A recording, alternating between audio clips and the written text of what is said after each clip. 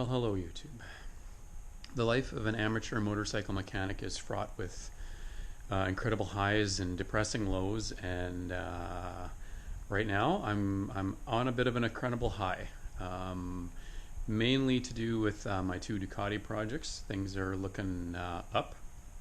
Where should I start? I'm going to start with the modern bike. So modern by my standards is a 2008 Ducati 848.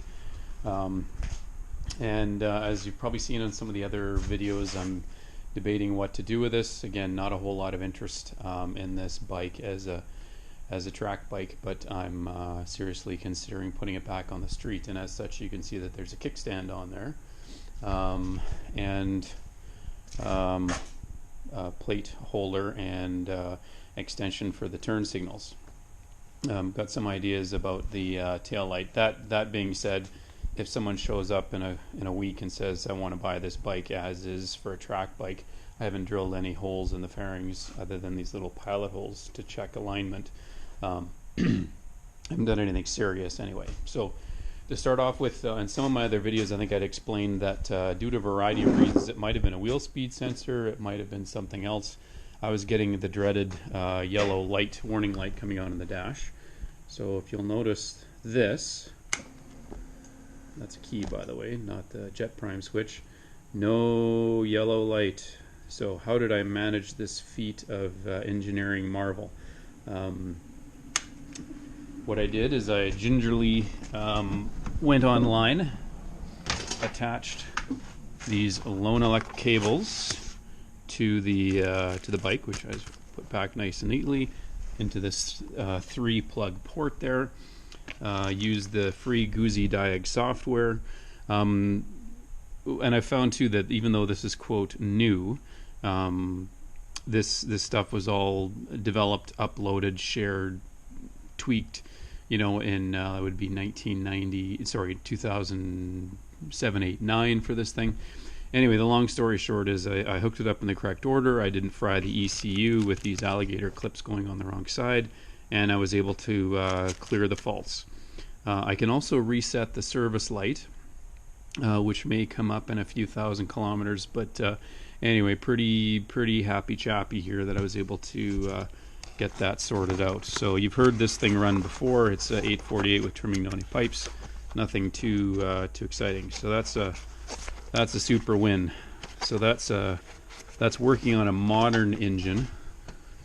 Again, modern being nearly 20 years old. And then over to an update with the TT project. So over the course of the year or so I've been working on this thing, those of you who've been following this know that I've played around with carburation and had FCR 33s, two small wouldn't run right, FCR 41s, wouldn't run right. I honestly don't know why. So I went back to the BST constant velocity carbs. And when you take a look at ultimate horsepower figures, there's not a whole lot difference between the peak figures of a CV carb and an FCR carb. Certainly there's some, I guess you'd say, rideability benefits, or you know, the bike, I wouldn't even say performs differently, it operates differently. So anyway, with some playing around with these CV carbs, like a lot of these old carbs, I've basically changed all the jets, given the carb super good clean. Had to sort out some jetting details, new O-rings, new gaskets, all that sort of stuff. And it took me a while to get it running. So compared to this, when you hook up a laptop to get the bike running, this, you gotta get your hands dirty and play around with things. So one of the little things I'm happy with is that when I was originally working on the bike, I had it set up so that it would run okay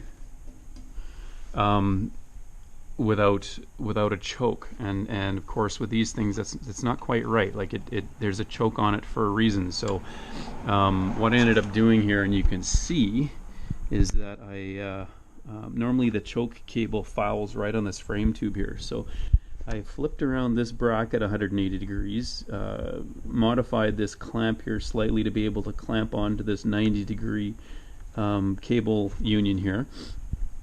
And this is a choke lever from a FZR 400. And I was able to mount it here nice and sturdily, and I've even got a little, it's bolted to the carb here, and there's a little mark here, a little pin to hold it steady. So that'll stay the way it should, and it tucks out of the way. So again, the original choke came up into the left handlebar and cables going everywhere. So this is now attached just to the carb body itself, so the whole thing can be removed. And I think it's a bit easier to manage that way. So I was getting what appeared to be a bit of a lean condition, and again, it was because I had the throttle set too high. I was also, you can see here, I stole the vacuum ports from the 848 that I blanked off.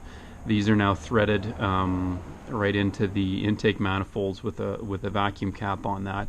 So I was also able to balance the carbs, and they were close, but just a little, I don't know, 1/16 of a turn with the screwdriver had the mercury gauges lined right up. So anyway, now that I've got the choke lever on there, it starts the way it should.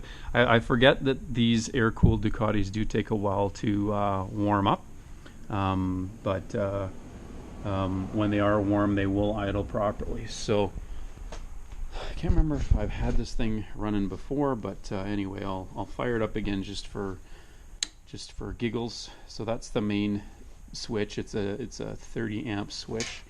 This is just a little keyed switch to operate the gauge. And again, always a slow sweep for that thing to start up. And then she's ready to go. I'll give it just a little bit of throttle here, simply because it was running, and it's a bit warmed up. So.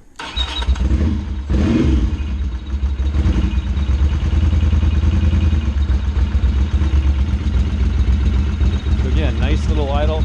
There's a bit of a squeak coming from it. It's nothing other than the crankcase vent as it goes through. It's whistling a bit through one of the filters, so it has a funny sound to it, but it's all good. But anyway, that's a nice idle, just as it is. Probably could be a touch higher,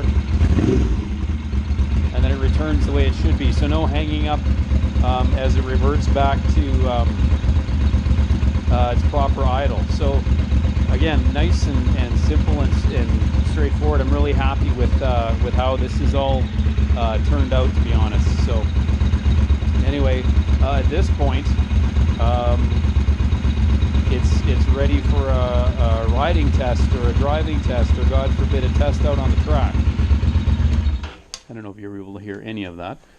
So yeah, I've got some of the old Dunlop Q4s from last year that still have a bit of life in them. I'll lever those things on and take a look at taking this maybe out to the track in June, if my schedule permits, just for a track day test breakdown, super fun time, or if it doesn't work out, maybe later on in the year. So anyway, really happy with how docile that is. You know, you don't want a crazy bike that you can't idle or you can't walk away from, because it won't run properly unless you're blipping the throttle. But anyway, as I said, kind of on a bit of a high right now, both of the bikes, to the point of where I want them at in terms of the engine running and that sort of thing.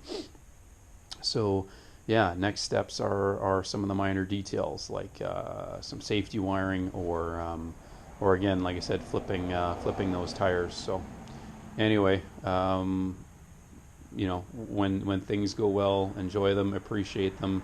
Things are going well right now. So come back in a week and I might have thrown a rod or something like that. You never know. But anyway, pretty proud of this choke cable solution, tucked nice and tidy out of the way, and makes it a more you know, manageable situation. Before, you'd have to, you know, stick your finger in there and hold the choke open manually, whereas this, you know, you can get it set up and it's working the way it was designed. So yeah, I guess like I said, that's a win. So I'll stop rambling on here and turn off the camera and maybe take a look at changing some tires.